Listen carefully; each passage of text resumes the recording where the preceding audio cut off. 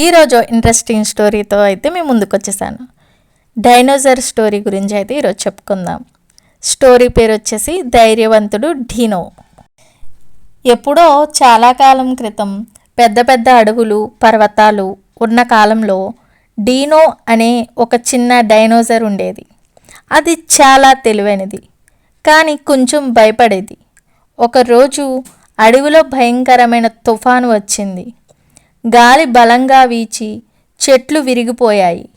అడవిలో ఉన్న చిన్న జంతువులు భయంతో వణిగిపోయాయి.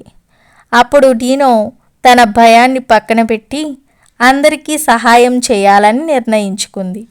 అది చిన్న జంతువులను ఒక పెద్ద గుహలోకి తీసుకువెళ్ళి సురక్షితంగా ఉంచింది.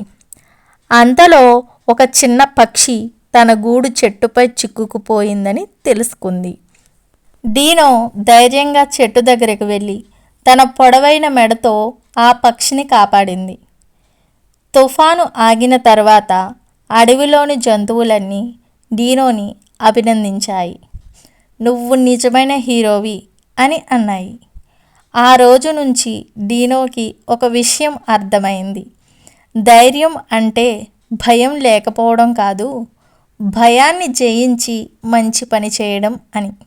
ఈ వీడియో మీకు ఎలా అనిపించిందో కామెంట్స్లో తెలియజేయండి. అలాగే దీనికి ఒక లైక్ చేయండి. మనం మరొక వీడియోలో కలుసుకుందాం.